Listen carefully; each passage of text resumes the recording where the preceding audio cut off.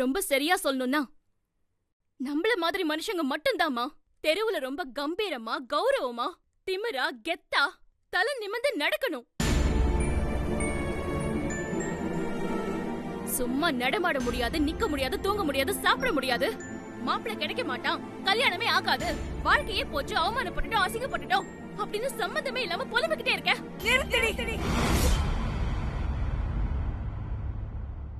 நீ பேசுறதெல்லாம் கேக்குறதுக்கு ரொம்ப நல்லா இருக்கு, ஆனா அது வாழ்க்கைக்கு நல்லா இருக்காது.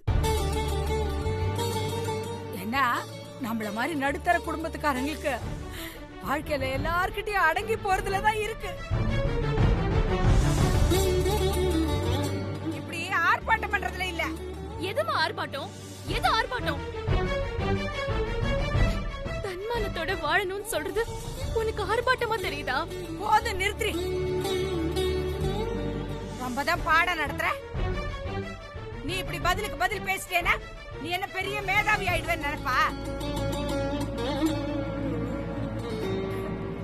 ஏங்க செய்யறதெல்லாம் செஞ்சுட்டு அவ கூறு கட்டுத்தனமா பேசிக்கிட்டே இருக்கா. நீங்க என்னடானா அது அமைதியா வேடிக்கை பார்த்துட்டு நிக்கிறீங்க. நாலு சாத்து இவளுக்கு நல்லது கெட்டதெல்லாம் சொல்ல மாட்டீங்களா?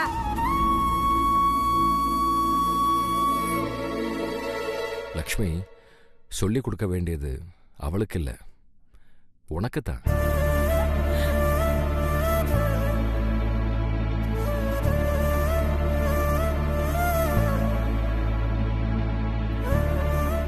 என்னங்க பேசுறீங்க? இந்த விஷயத்துல நான் என் பொண்ணு பக்கம்தான்.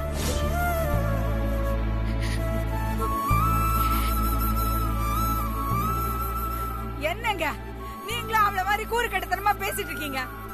இல்ல லக்ஷ்மி, நீ அந்த காலத்து மனுஷி, அதனாலதான் உனக்கு நிறைய விஷயங்கள் புரிய மாட்டேங்குது.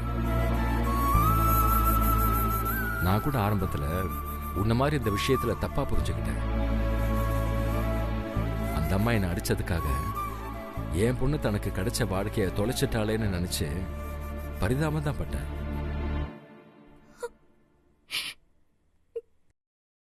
ஆனா இப்ப என் பொண்ணு பேசுனதெல்லாம் கேட்டதுக்கு அப்புறம் தான் இப்படி ஒரு அற்புதமான புள்ளைய அப்படி ஒரு மோசமான குடும்பத்துல தள்ள பார்த்தோமேன்னு வெக்கப்படுறேன்.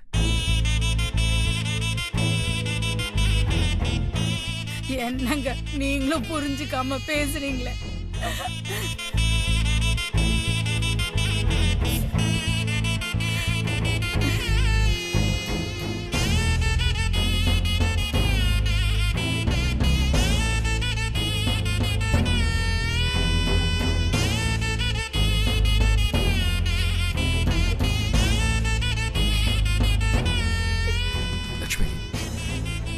நம்ம பொண்ணை சரியான புரிதலோட தான் வளர்த்துருக்கோம்.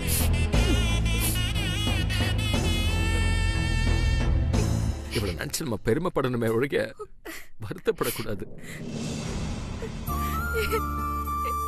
அப்பா,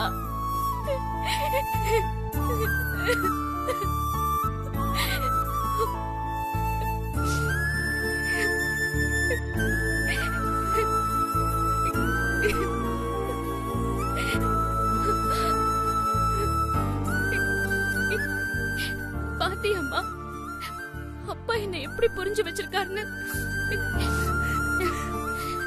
இப்படிப்பட்ட ஒரு அப்பாவை நான் எவ்வளவு மரியாதையா பாத்துக்கணும். அதை விட்டுட்டு கல்யாணத்தை நிறுத்திட்டேன், தடுத்துட்டேன்னு புலம்பிக்கிட்டே இருக்க.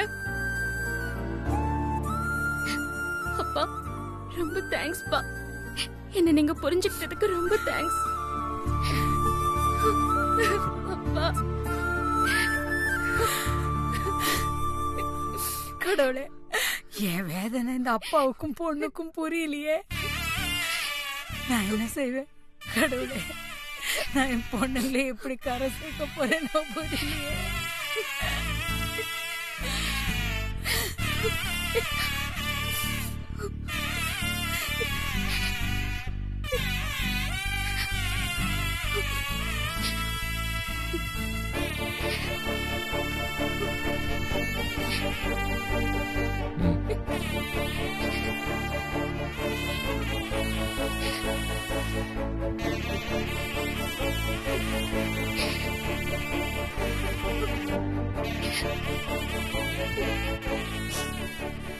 தென்றல், நீ ஒன்னும் கவலைப்படாதம்மா.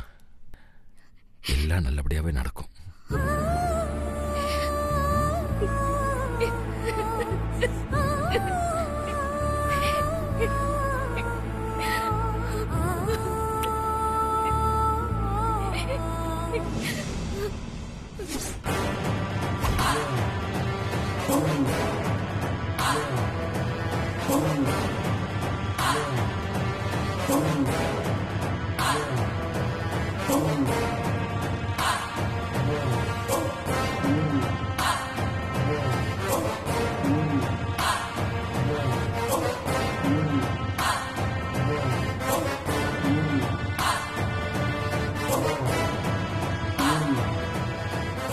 ஆண்டாள், நீ இதுவரைக்கும் ஆடின ஆட்டத்துக்கெல்லாம் ஆண்டவன் எப்படி பதிலடி கொடுத்தான்னு பாத்தியா?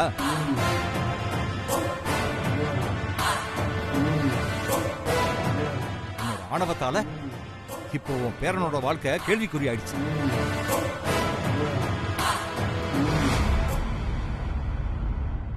அவனுக்கு என்ன பதில் சொல்ல போற?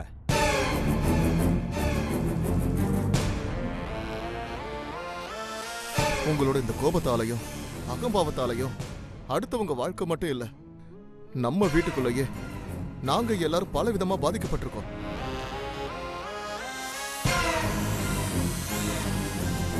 உங்களை எதிர்த்து பேச திராணி இல்லாம நீங்க சொல்ற எல்லாத்தையும் நாங்க அப்படியே செஞ்சோம். அதனால என்ன நம்பி வந்த சாரதா வாழ்க்கையும் வீணாச்சு. மாதவியை நிம்மதி இழந்துட்டா. எனக்கு இப்ப நிம்மதியே இல்லமா.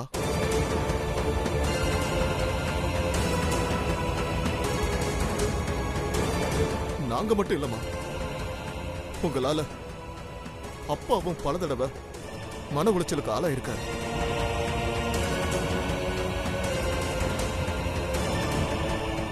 இப்படி குடும்பத்துல இருக்கிற எல்லாருமே உங்களால கஷ்டத்தை மட்டும்தான் அனுபவிச்சுட்டு இருக்கோம்.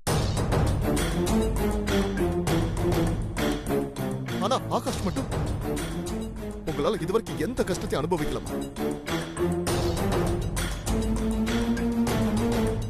அந்த ஒரு விஷயம் எங்க எல்லாருக்குமே ரொம்ப ஆறுதலா இருந்துச்சு.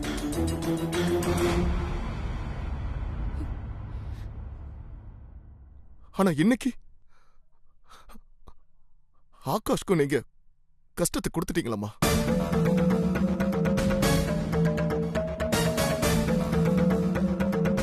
அத்தை, இத்தனை நாள் உங்களை ஒரு கோபக்காரின்னு மட்டும் தான் நினைச்சிட்டு இருந்தேன். ஆனா இன்னைக்குதான் தெரிஞ்சது நீங்க எவ்வளவு பெரிய கொடுமைக்காரின்னு.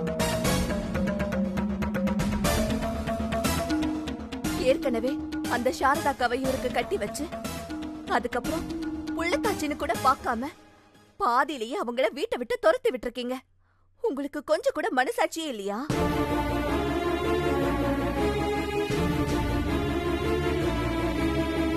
பணம் இருக்குன்ற ஆணவத்தினால சாரதாக்காக்கு துரோகம் பண்ணிருக்கீங்க. சரி, அதுக்கப்புறமாவது அமைதியா இருந்திருக்கலாம்ல.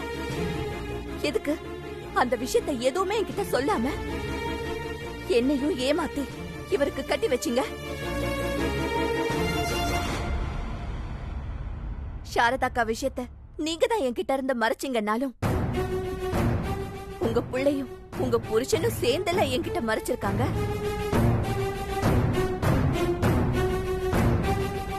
என்னோட வாழ்க்கை இப்படி ஆயிடுச்சேன்னு ஆதங்கப்படுறதா, இல்ல என் பிள்ளையோட வாழ்க்கை ஆரம்பத்திலேயே முடிச்சு போச்சேன்னு வருத்தப்படுறதா?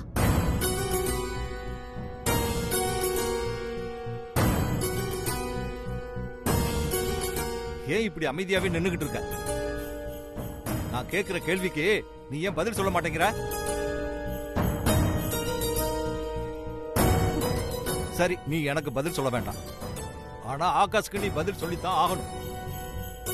அவனுக்கு விவரம் தெரிஞ்ச நாள்ல இருந்து எங்க யாரையுமே அவன் நம்பினது இல்ல. உன்னை மட்டும்தான் நம்பிக்கிட்டு இருக்கான். அப்படிப்பட்ட உன் பேரனுக்கு இன்னைக்கு நீ எப்படிப்பட்ட துரோகம் பண்ணிருக்க தெரியுமா?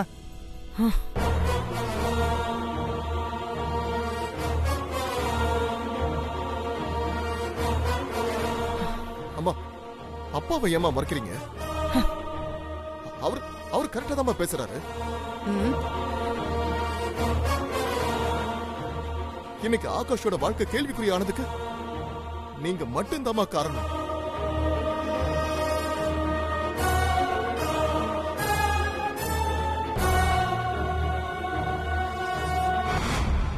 அத்தை, இப்ப ஆகாஷ்க்கு என்ன பதில் சொல்ல போறீங்க? இனிமே அவ வாழ்க்கையை எப்படி சரி பண்ண போறீங்க சொல்லுங்க. போதும், நிறுத்து. விட்டா ஆளாளுக்கு கேள்வி மேல கேள்வி கேட்டுக்கிட்டு இருக்கீங்க.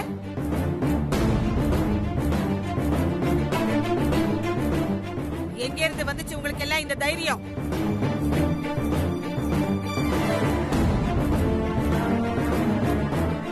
எப்படி ஆண்டாள், இந்த சூழ்நிலையில கூட உன்னால இவ்வளவு திமிரா பேச முடியுது?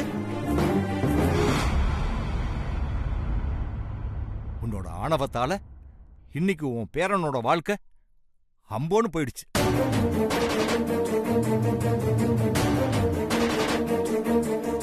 அத நினைச்சு உனக்கு கொஞ்சம் கூட குற்ற உணர்ச்சியே இல்லையா? எனக்கு எதுக்கு குற்ற உணர்ச்சி இருக்கணும்? நான் என்ன தப்பு பண்ண?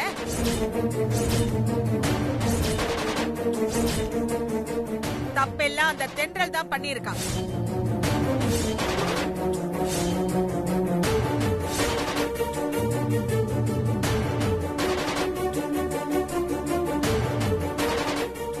தன்னோட வரட்டு பிடிவாதத்தால தனக்கு கிடைச்ச வரத்தை சாபமாக்கிக்கிட்டு போயிட்டா.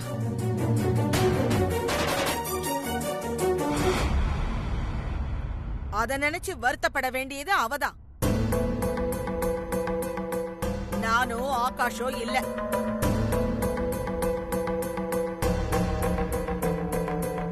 என் பேரனுக்கு எப்படிப்பட்ட வாழ்க்கையை அமைச்சு கொடுக்கணும்னு எனக்கு தெரியும். நீங்க யாரும் எனக்கு சொல்லி தர வேண்டியதில்லை. சரிம்மா, நாங்க எதுவும் சொல்லி தரல.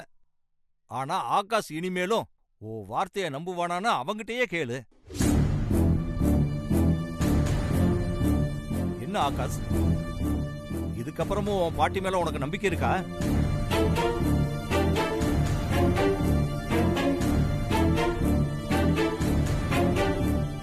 என்ன ஆகாஷ், இப்ப கூட அமைதியா இருக்க?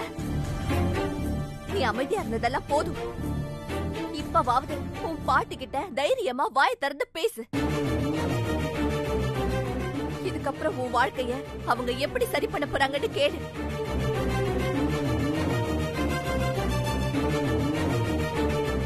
ஆகாஷ், நீ ஏன்டா பயப்படுற? தைரியமா கேளு. இந்த மாதிரி தைரியமா கேள்வி கேட்காததாலதான் சாரதா மாதவின 2 பேருடைய வாழ்க்கையையும் கேள்விக்குறியாக்கிட்டு பதில் சொல்ல முடியாம குற்றவாளியா நின்னுட்டு இருக்க.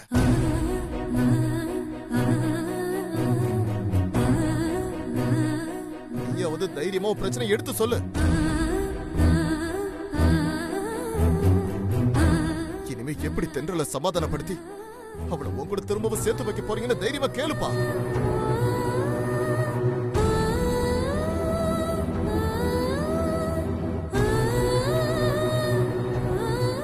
ஆகாஷ், ஓ வாழ்க்கைக்கு தென்றல் எவ்வளவு முக்கியம்னு எங்க எல்லாராலையும் நல்லா புரிஞ்சுக்க முடியுது. அவ உனக்கு கிடைக்காம போனதுக்கு உன் பாட்டி மட்டும்தான் காரணம். அதனால தைரியமா உன் பாட்டியை பார்த்து கேளுடா.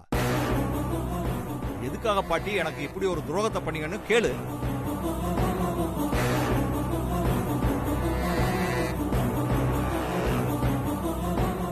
ஆகாஷ், இவங்க எல்லாரையும் விடு.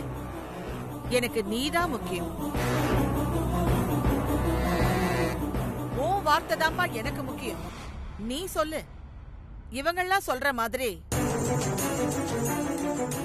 நான் உன் வாழ்க்கையை கெடுத்துட்டேன்னு நீயும் நம்புறியா?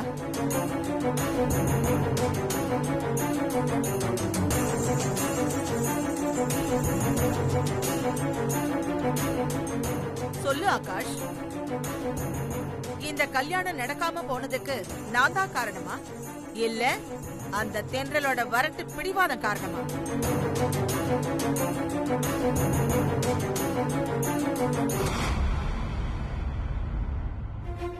ஆனா இப்பவும் உனக்கு ஒரு நல்ல வாழ்க்கைய அமைச்சு கொடுக்க முடியும்னு எனக்கு நம்பிக்கை இருக்கு.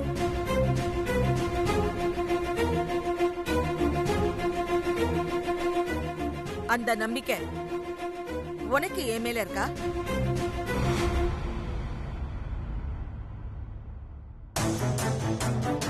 சொல்லு ஆகாஷ், உனக்கு என் மேல நம்பிக்கை இருக்கா இல்லையா?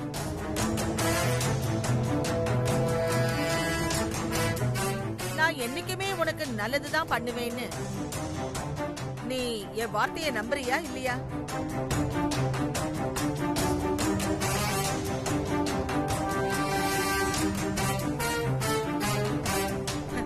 சொல்லு ஆகாஷ், உனக்கு இந்த பாட்டி மேல நம்பிக்கை இருக்கா இல்லையா?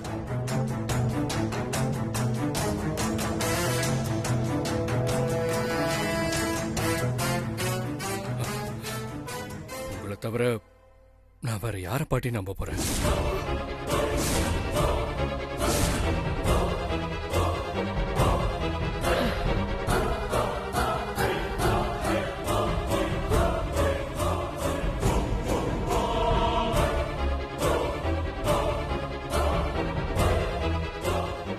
கேட்டீங்களா? என் பேரை என்ன முழுசா நம்புறான். எனக்கு அது போதும்.